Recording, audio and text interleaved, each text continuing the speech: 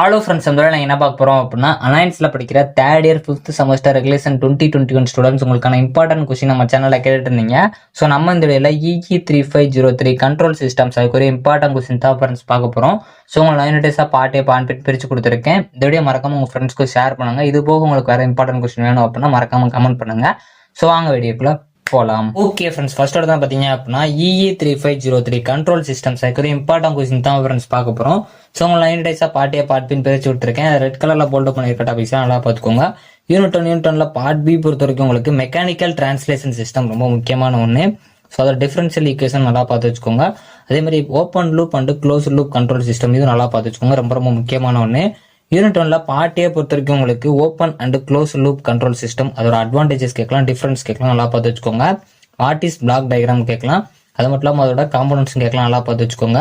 So அதே மாதிரி transfer function of the system இது நல்லா பார்த்து வச்சுக்கோங்க, ரொம்ப முக்கியமான ஒன்று.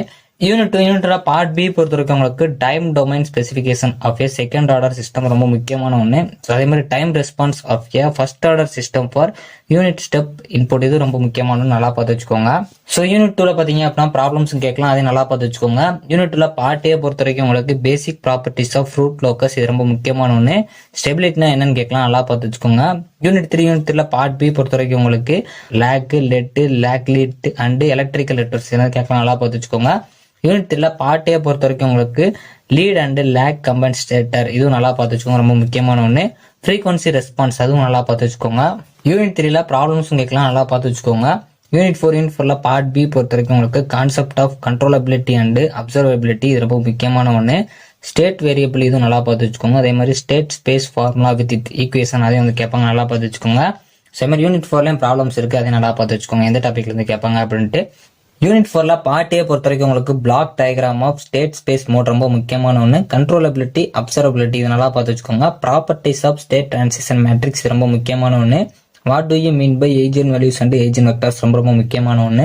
யூனிட் 5 பார்ட் பி பொறுத்த வரைக்கும் உங்களுக்கு need for PID controller for feedback control system ரொம்ப முக்கியமான ஒன்று. ஸோ அதே மாதிரி designed for A second order system இது நல்லா பார்த்து வச்சுக்கோங்க.